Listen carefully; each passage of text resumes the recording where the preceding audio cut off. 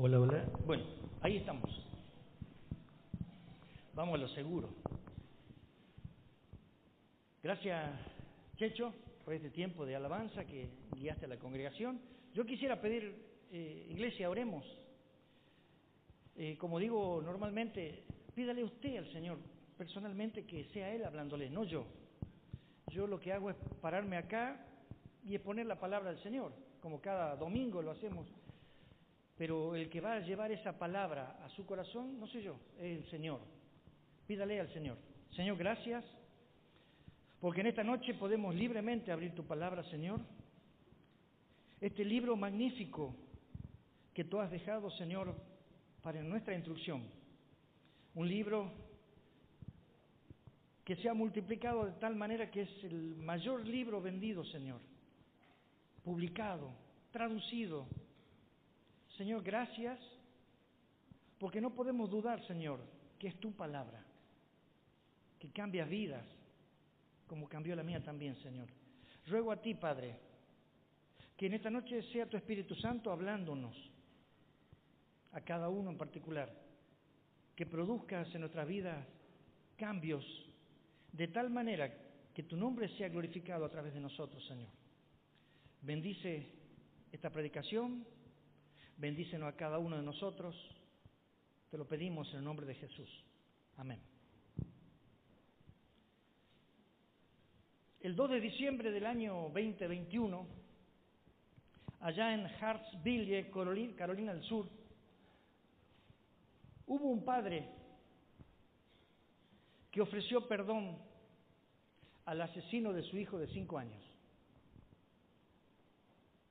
Y cuando la gente le preguntaba, ¿por qué perdonaste a Rodney? Este hombre le dijo que no se trataba de odio, de violencia o dolor siquiera. Se trataba de amor y perdón.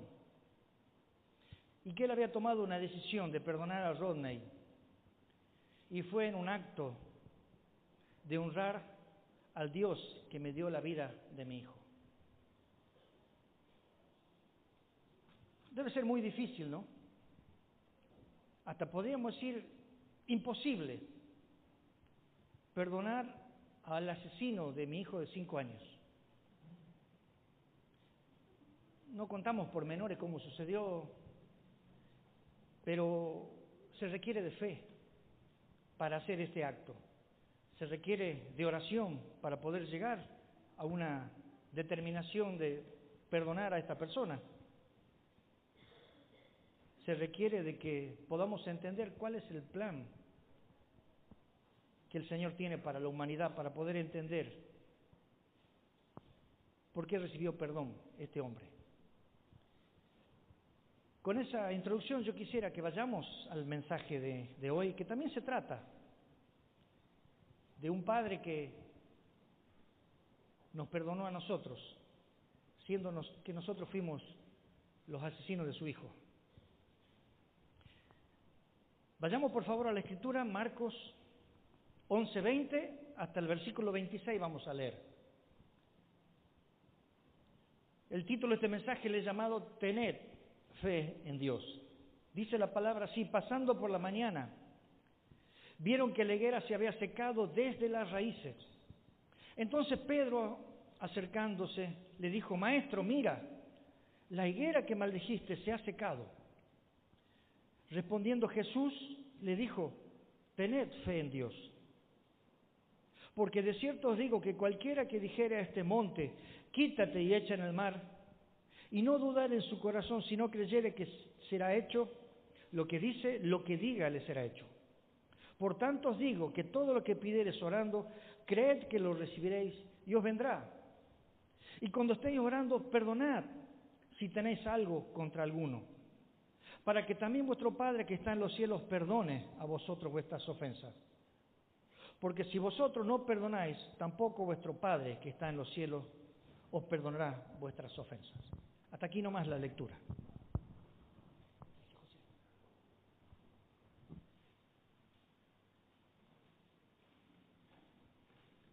Venimos viendo domingos tras domingo Domingos pasados vimos la autoridad de nuestro Señor Jesús cuando echó fuera a los mercaderes que vendían en el templo, que habían hecho, dice la palabra, mi casa será llamada casa de oración, decía el Señor, y ellos la habían hecho cueva de ladrones, porque en la puerta vendían y encima, ¿quién eran los dueños de esos comercios? Los mismos fariseos.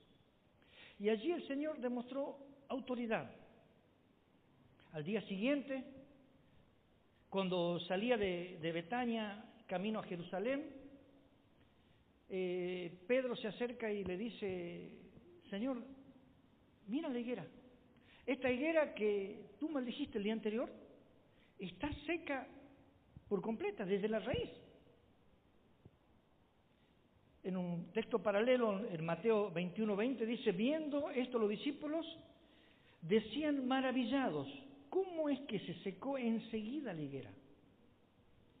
Si hoy sucedería algo así, también estaríamos maravillados. Es decir, qué poder que tiene la palabra del Señor, que le dijo a esa higuera, sécate, y se secó desde la raíz.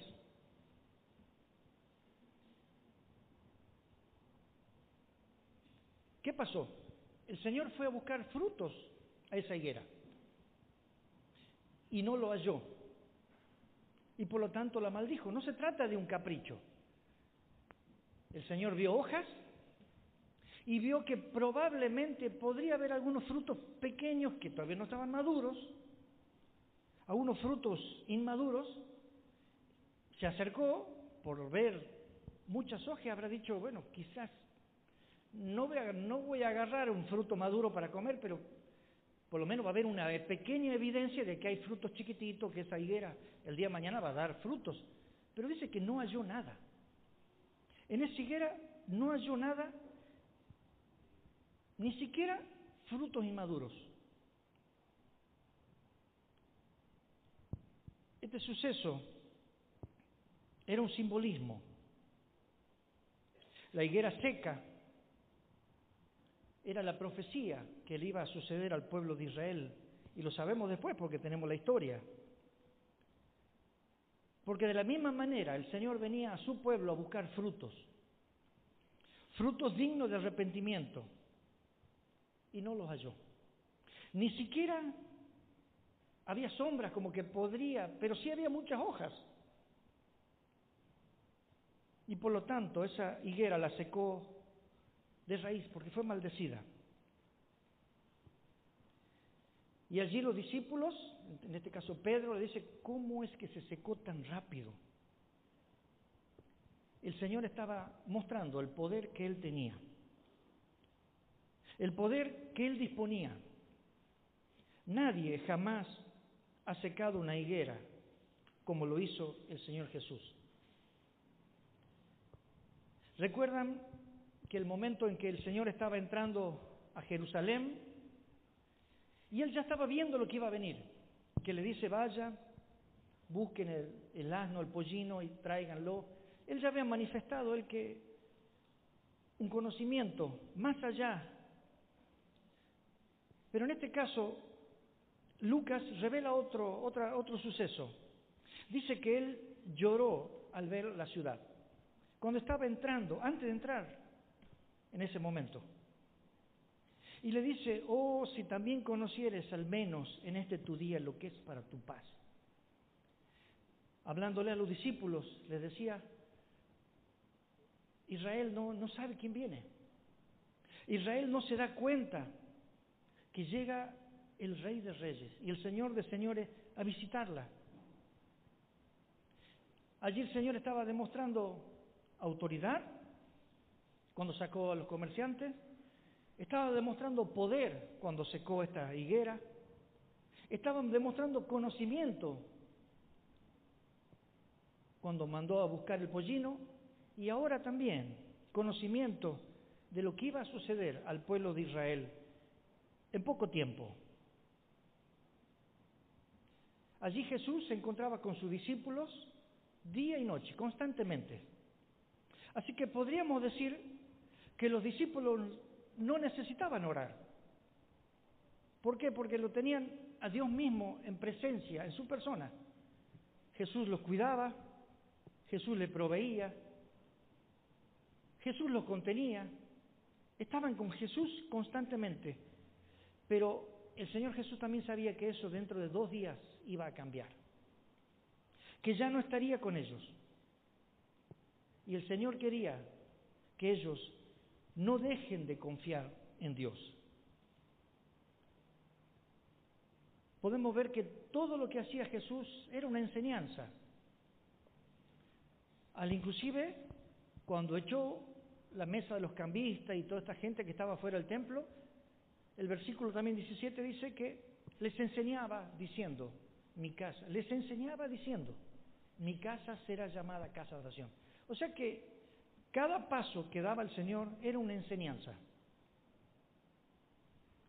Y ahora, a través de este suceso de la higuera, el Señor quiere impartir otra enseñanza. Le está por hablar acerca de la fe y de la oración, porque comienza el versículo 22, respondiendo Jesús le dijo, tened fe en Dios. Aquí podríamos decir, si nos paramos en el lugar de Pedro, podríamos decir, Pedro está hablando de la higuera seca, mirá Señor, se secó la higuera, y la respuesta de Jesús fue, tened fe en Dios. Como que pareciera que una respuesta distinta al comentario de Pedro. ¿Qué tiene que ver la higuera que se secó con el hecho de que tengan fe? Podríamos decir. Lo que sucede es que el Señor sabía lo que iba a suceder. Que dentro de 2 días ya no iba a estar el que tenía el poder para secar esa higuera. Y que iban a depender totalmente de la oración. La oración pasaría a ser vital en sus vidas. ¿Vieron este milagro? Tengan fe en Dios. Confíen en Dios. Así que el Señor les está haciendo un llamado a confiar, aunque ya no lo vean dentro de poco tiempo. Como si Jesús, en otras palabras, le estaría diciendo, yo estuve con ustedes y nada les pasó, porque ustedes confiaron en mí. Pero pronto ya no me van a ver. Sigan confiando en mí. Vendrán problemas, pero recuerden todo lo que ustedes han visto. Es nada comparable con el gran poder de Dios. Y aquí podemos ver un contraste. El Señor animando a sus discípulos, tengan fe. Este poder mío que desplegué a través de esta higuera, tengan fe en ese Dios que tiene el poder. Y el contraste es con los fariseos, porque estos fariseos eran como esa planta llena de hojas, pero ellos tenían fe en su templo, tenían fe en sus sacrificios, tenían fe en sus fiestas, en sus rituales, en sus ceremonias, en sus vestimentas, pero ellos no tenían fe en Dios. Muchas hojas, pero secos por dentro. Muchas hojas, prometedores, pero sin Dios. Acá hay una evidencia de que realmente podemos falsificar a un cristiano. Podemos falsificar que todos los demás vean que yo tengo muchas hojas,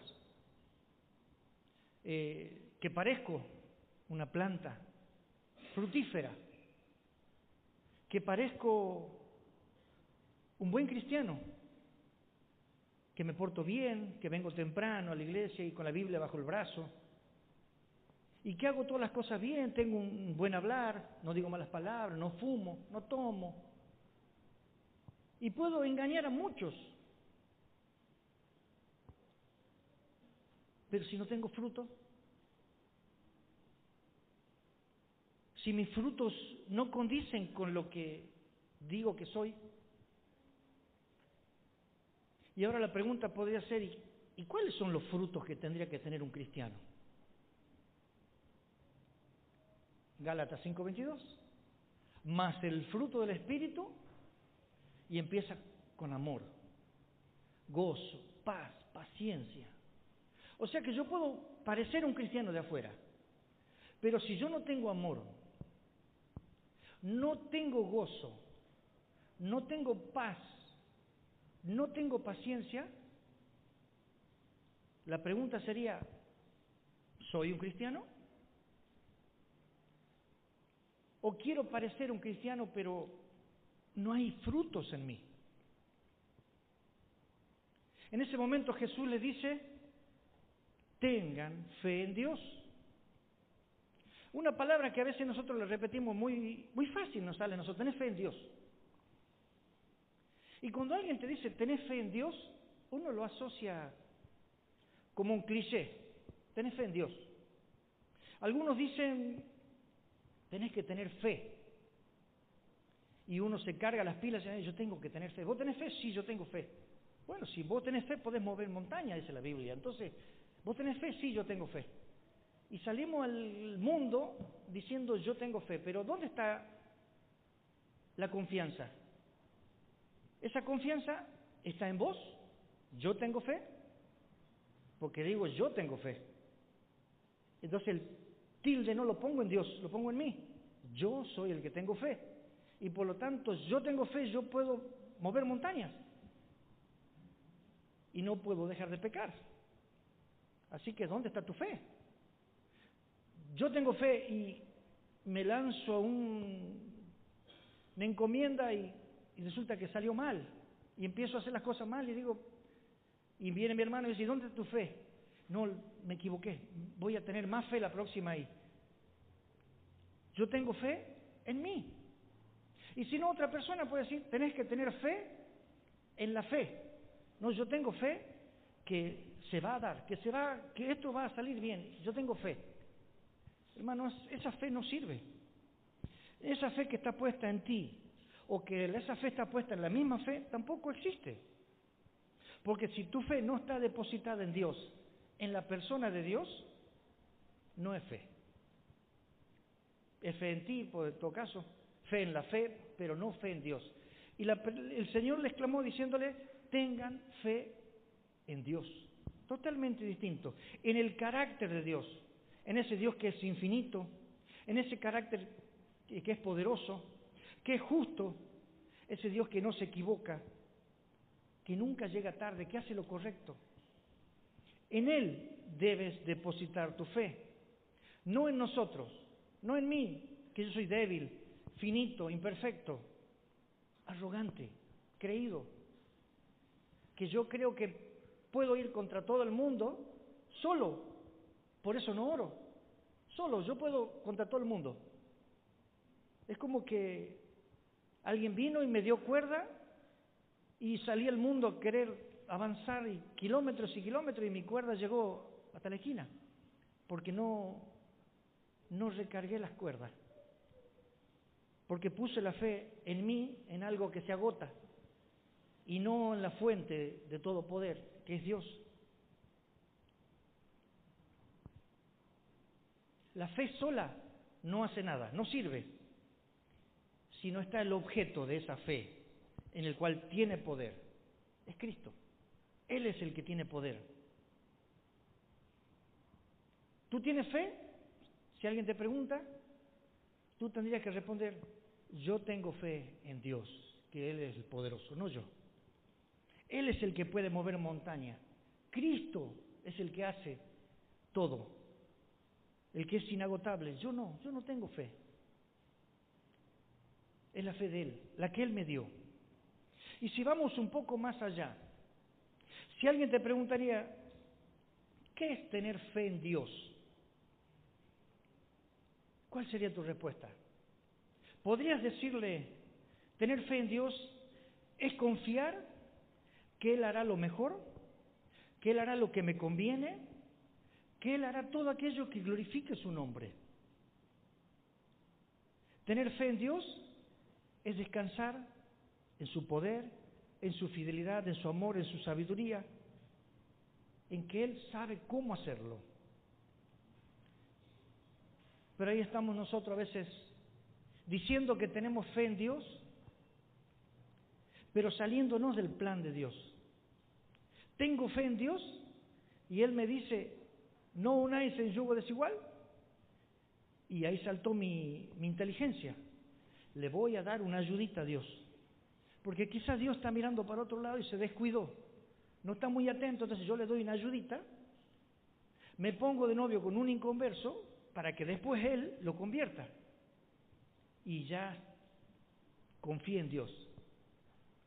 Hermanos, de esas ayuditas, si decimos que tenemos un Dios todopoderoso, Él no necesita tu ayuda.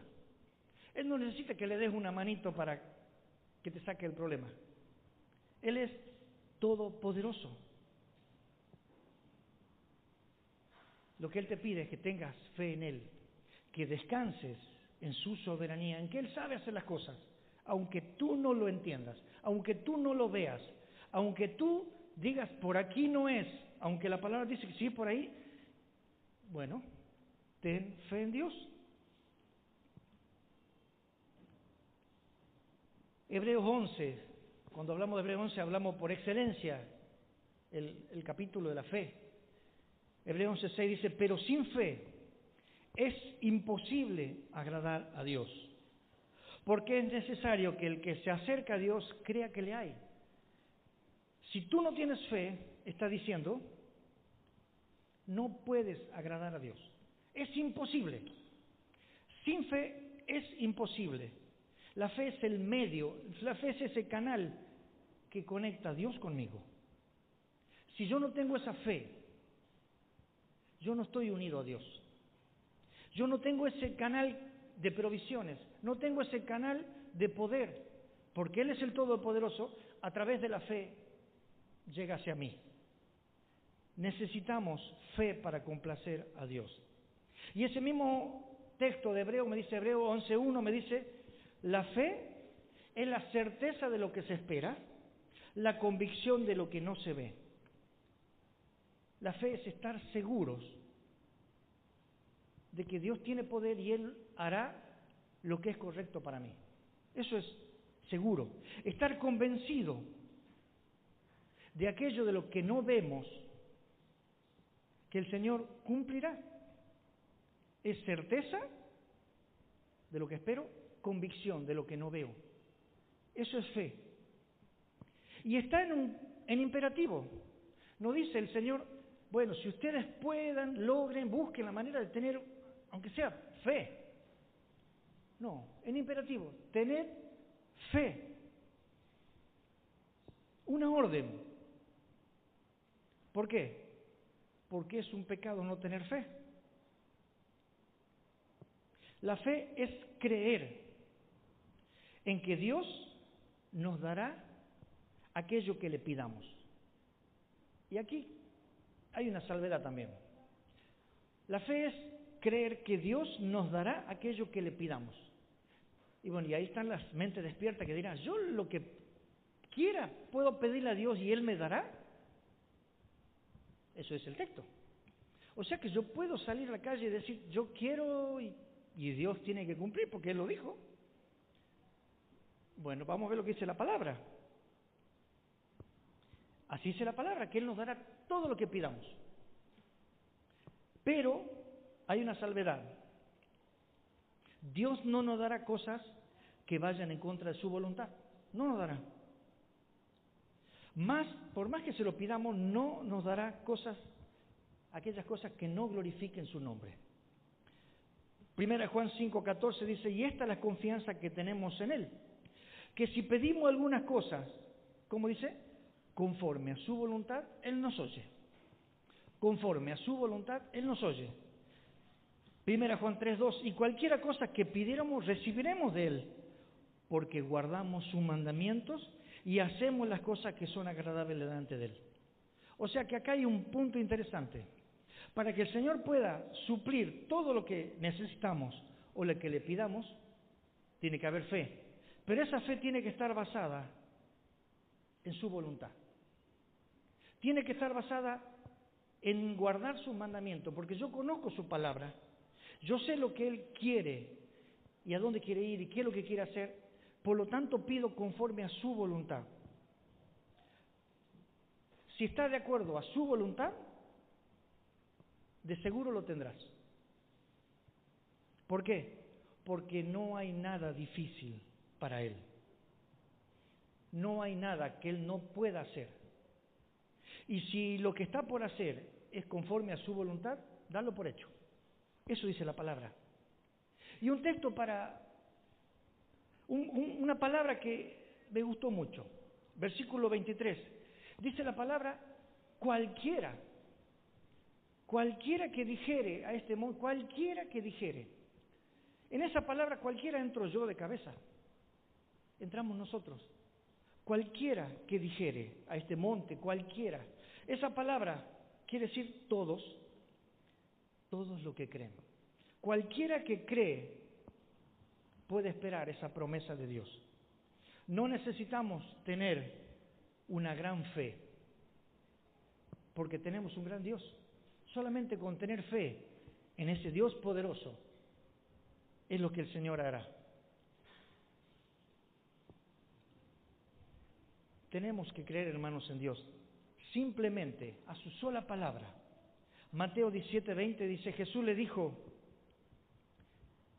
si tuvieras fe como un grano de mostaza, diremos a ese monte, pásate de aquí a allá y se pasará y nada os será imposible. Si tuvieras esa pequeña fe, porque esa fe está confiada, está depositada en un Dios poderoso. O sea que podemos decir, una fe sin Biblia no es fe, porque Dios prometió cumplir lo que Él dijo. ¿Y dónde está escrito lo que Él dijo? Aquí. Si Él lo prometió, lo cumplirá. Y si Él no lo prometió, ¿por qué dices que Él tiene que cumplir? A veces creemos que yo por hacer una oración y decirle, Señor, te pido que no te lleves a mi mamá. Y el Señor se llevó a mi mamá. Entonces estoy enojado con Dios porque Él no cumplió su promesa. Yo le diría, ¿dónde dice la Biblia que Dios prometió no llevarse a tu mamá? No lo dice. Entonces no le hagas decir a Dios cosas que no dijo, o hacer cumplir a Dios una promesa que no hizo. ¿Cuándo te prometió el Señor que no estarás en problemas? Y a veces decimos, Señor, ¿por qué estoy en este problema? Él no te prometió que no iba a estar en problema, al contrario. Él te dijo que si tú lo sigues, vas a estar en muchos problemas. Entonces, ¿de qué sirve? Yo vengo al Evangelio a buscar a Cristo y resulta que tengo problemas. Pero es distinto. Antes estabas sin Dios, con problemas.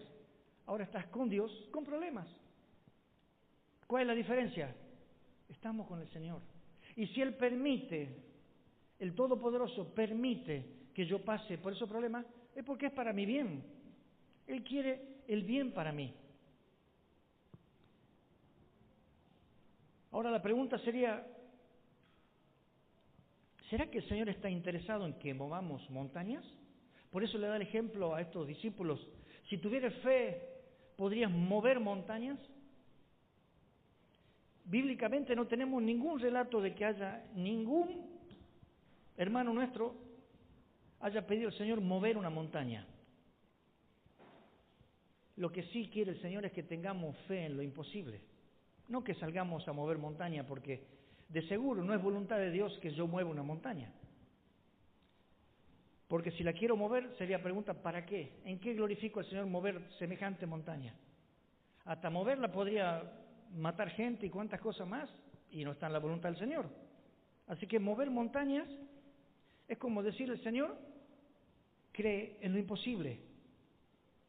Por tanto, os digo que todos los que pidiereis orando, creed que lo recibiréis y os vendrá. Acá agrega el Señor, a esta fe agrega la oración. Todo orando lo recibiréis. Esas son las palabras que se entrelazan entre medio de este texto. Todo orando lo recibiréis. La fe es una condición interna. hay algo, un atributo de Dios comunicable que hizo morar en mí. Eso es la fe. ¿Y cómo se manifiesta esa fe? Por la oración. La fe se hace visible cuando yo oro y logro esos frutos. Esa fe es la que el Señor hizo morar en nosotros. Y esa fe que hizo morar el Señor en nosotros es la que me lleva a orar, a exclamar, Señor, gracias, te pido, ayúdame. Así que podemos decir que la oración es la manifestación de esa fe. Si yo no tengo fe, no voy a orar. Porque si yo oro sin fe, es imposible agradar a Dios. Y eso me lleva a mi tercer punto. La oración es hecha para poder recibir poder. Cuando el Señor me habla acá, conecta la oración con la fe, el Señor usa una palabra que dice, y cuando estéis orando, versículo 25, perdonad si tenéis algo alguno contra otro. Y si ustedes perdonan, vuestro Padre le va a perdonar. Y si vosotros no perdonan, vuestro Padre tampoco los va a perdonar. Acá conecta lo que hay dentro mío, esa fe, con la expresión mía, la oración, con el objeto, perdonar. La fe es invisible y se debe hacer visible. ¿Cómo se hace visible? Con un acto, perdonar. El Señor seguía enseñando a sus discípulos. ¿Qué le estaba enseñando? Que dentro de poco iba a ser crucificado, que dentro de poco iba a morir.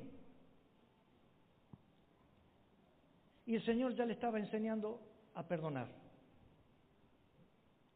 ¿Cómo fue la oración modelo? Porque si perdonáis a los hombres sus ofensas, os perdonará también vuestro Padre Celestial. Esa oración requiere fe, requiere confiar en el poder, en el propósito, en la promesa, los planes, en la voluntad de Dios. Y esa oración se enfoca en honrar el nombre de Dios. Hermanos, el Señor estaba llamando a los discípulos, aprendan a perdonar. Cuando Cristo vino al mundo, Él quería agradar a su Padre. Y Él lo dijo de esta manera, la voluntad de mi Padre, el que me envió, es que todo aquello que me diere yo no pierda nada, sino que lo resucite el día postrero. Juan 6:40, y esta es la voluntad del que me ha enviado, de que todo aquel que ve al Hijo y cree en Él tenga vida eterna. Jesús estaba pronto a morir, a sufrir de una manera como la entendemos nosotros en la crucifixión. Y Él vino al mundo a dar su vida en rescate.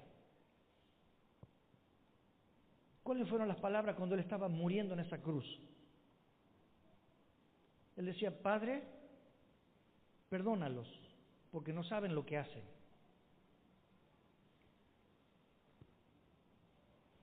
Él estaba diciendo, perdonad. ¿Saben qué? Yo voy a sufrir injustamente, pero ustedes perdonen. ¿Saben qué? Ustedes van a sufrir, pero ustedes perdonen también. Habrá gente que harán cosas injustas. Perdonen. Perdonen a los que los dañan. Sí, verdad, se requiere fe, pero yo les voy a ayudar. Yo soy el Dios de lo imposible. Oren para encomendar esa causa injusta, pero perdonen, porque si ustedes no perdonan, vuestro Padre no les va a perdonar. Perdona a aquella persona que te dañó. Imagínense, el Señor tenía que venir al mundo. ¿A qué venía? Él no sabía. Él lo agarró desprevenido la cruz. Él sabía a qué venía. Y venía a sufrir y a morir. Pero ¿saben qué? Ya lo había perdonado antes. Él ya había dado el primer paso. Por eso vino. Jesús nos dio el ejemplo de perdón. Y lo demostró ya en la cruz. Perdónalos, Padre. No saben lo que hacen. Hermanos, amigos, nosotros fuimos los que ofendimos al Señor. Nosotros somos responsables de su muerte. ¿Se acuerdan el Pedro allá en la primera predicación en Hechos 2? Pedro en esa exposición decía: mas vosotros negasteis al santo y al justo, y pediste que os diese un homicida, y matasteis al autor de la vida, a quien Dios ha resucitado de los muertos. Estaba acusando a todas aquellas personas que escuchaban el mensaje y diciéndoles: ustedes negaron al santo. Él vino para darles vida y ustedes lo mataron. Mataron al autor de la vida. Y ahora le está diciendo a los discípulos: perdonen. ¿Perdonen de qué manera? Así como el Señor los perdonó a ustedes primero. Cuando el Señor me dice: pon fe, es porque Él me dio la fe primero. Cuando el Señor me dice: confía en mí, es porque Él ya dio evidencias de que es un Dios poderoso en cual se puede confiar.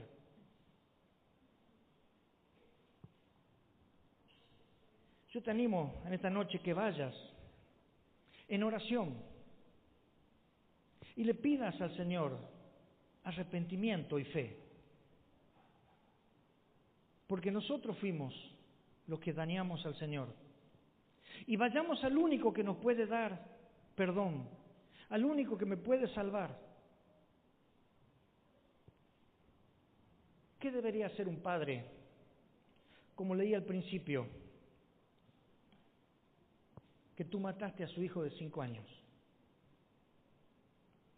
¿No debería el Señor habernos matado a todos en un solo instante? Porque su hijo no es inocente. Su hijo vino a dar su vida por nosotros, pero no tenía culpa. Y nosotros le quitamos su vida. Le quitamos a su hijo inocente. Ese padre debería guardar rencor. Debería pedir justicia. Debería vengarse. Y sin embargo, Él nos dice: perdona. Él solo pide arrepentimiento y creas en esa obra que Él hizo por ti. No se trata, como dije al principio, de odio, de violencia o de dolor. Se trata de amor y perdón. Y es lo que hizo el Señor con nosotros. Nos amó y nos perdonó. ¿Crees en ese Dios que tiene poder, que ya nos perdonó, pero me pide que me arrepienta y crea en Él? Si no lo has hecho aún, ve a Cristo. Arrepiéntete de tus pecados y cree en la obra que Él hizo para que tú tengas vida. Oramos. Gracias, Padre, porque tú eres el ejemplo, Señor, de perdón. Nosotros, al haber sido tan malos, al haberte despreciado, al no escuchar tus órdenes, porque eres el dueño del mundo, eres el dueño de todo. Y nosotros queremos vivir aún a nuestra manera. Señor, perdónanos y ayúdanos a vivir para tu gloria. Produce fe en aquellos que aún no la tienen, Señor, para que puedan ir en oración y pedir perdón. Gracias, gracias por tu paciencia. Por los méritos de Cristo oramos. Amén. Que Dios los bendiga.